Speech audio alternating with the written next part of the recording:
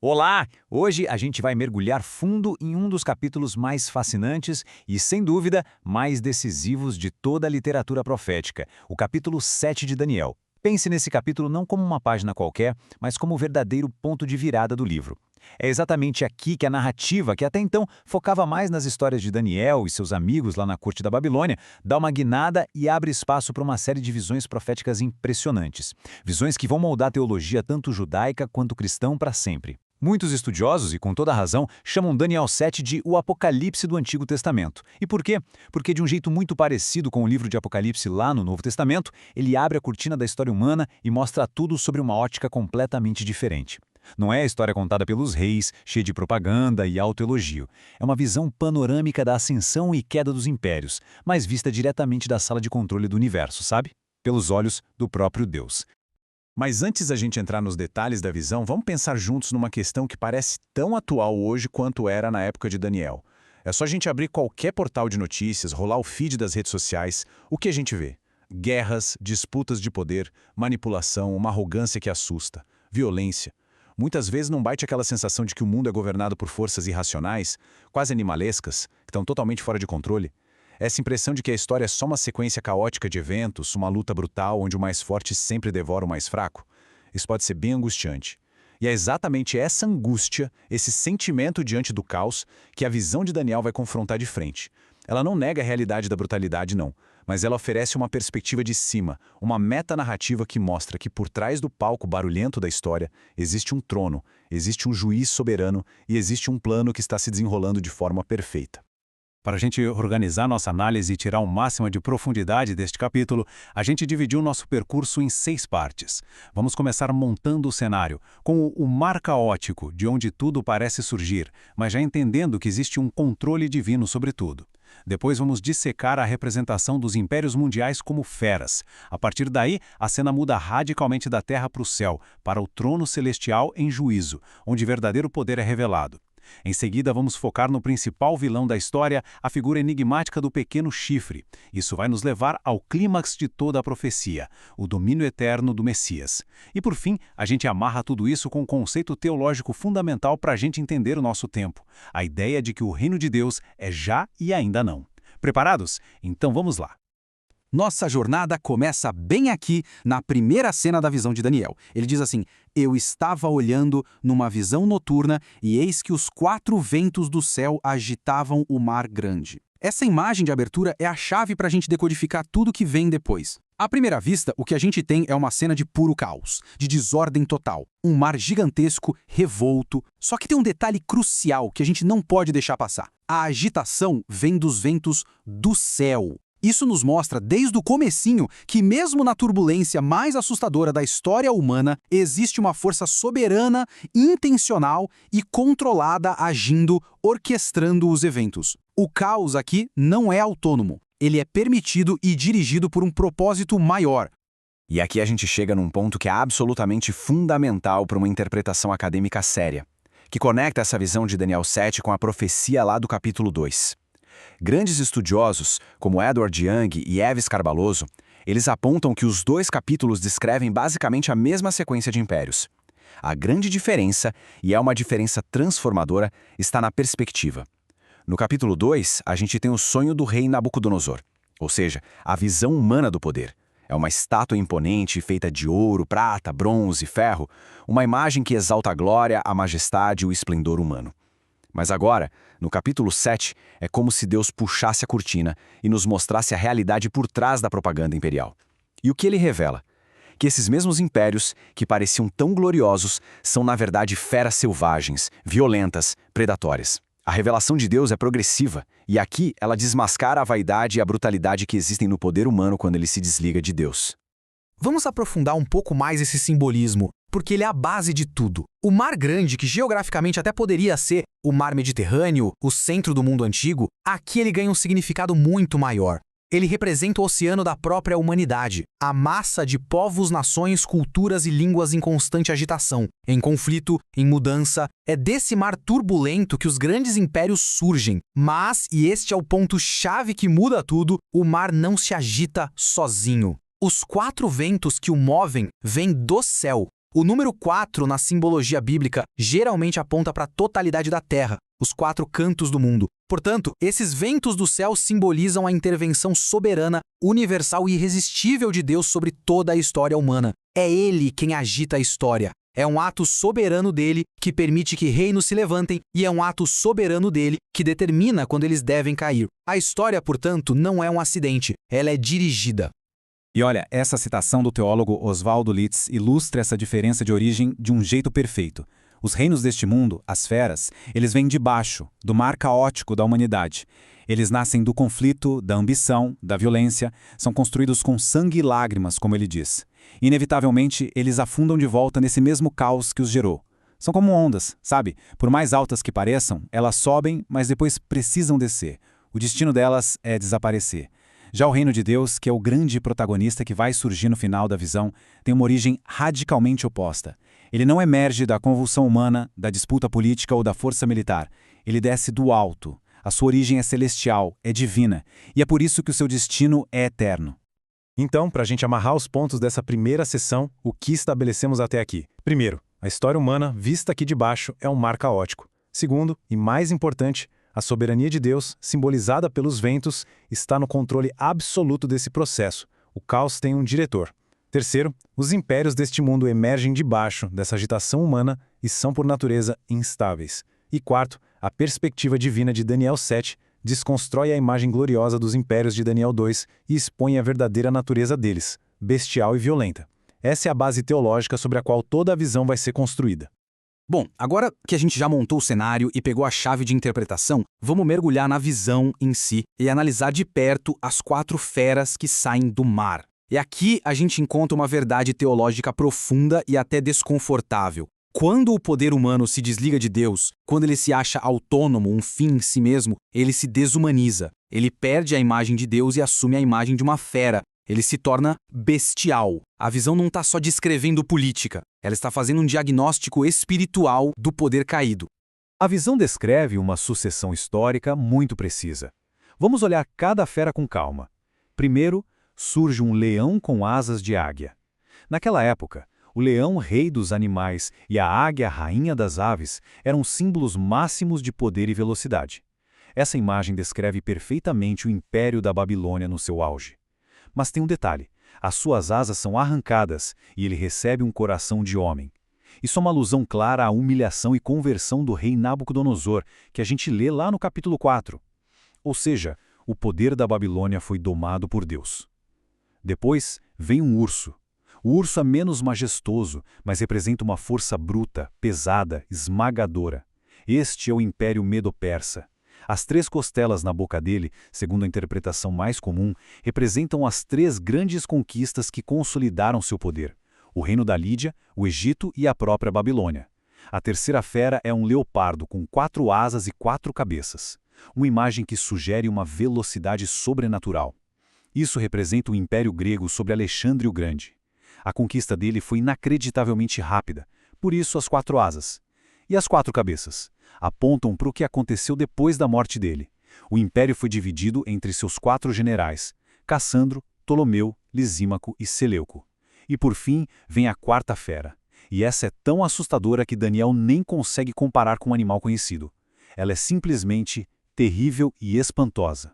Com dentes de ferro, ela despedaça e devora tudo.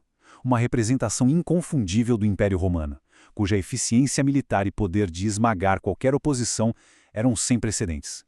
Antes da gente seguir para a próxima cena, é crucial notar que, apesar de serem bem diferentes entre si, esses 4 impérios, essas 4 feras, compartilham características fundamentais. Primeira, a origem.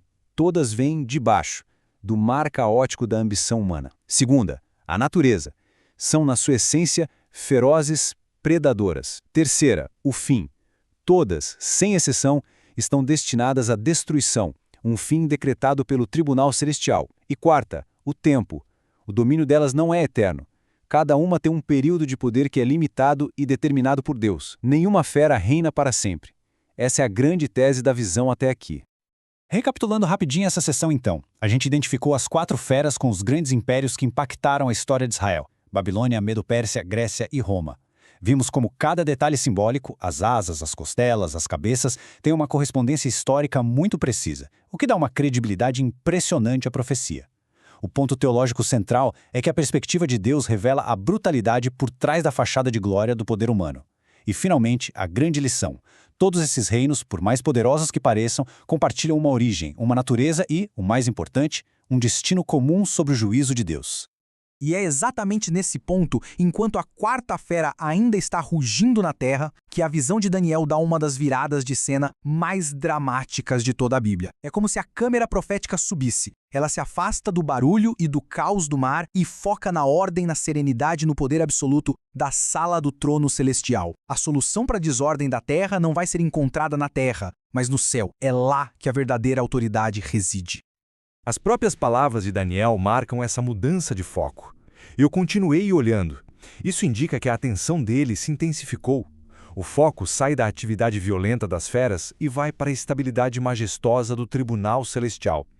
Tronos são postos, indicando que um julgamento vai começar.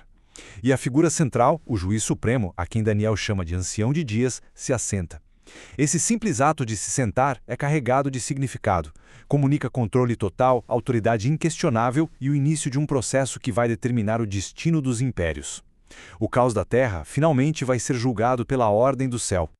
A descrição do ancião de dias, que é uma representação de Deus Pai, como o juiz da história, é riquíssima em simbolismo. Cada detalhe visual revela um atributo do seu caráter. As vestes brancas como a neve falam da sua santidade absoluta, da sua pureza moral. Os cabelos brancos como a lã não simbolizam fraqueza, mas sim sua eternidade. Ele existe antes do tempo e sua sabedoria infinita. O próprio trono é feito de chamas de fogo, e o fogo na Bíblia é um símbolo muito forte da justiça soberana de Deus, uma justiça que consome tudo que é impuro e mau. E, finalmente, desse trono flui um rio de fogo, representando o juízo ativo, dinâmico, purificador, que vai inevitavelmente consumir o mal representado pelas feras.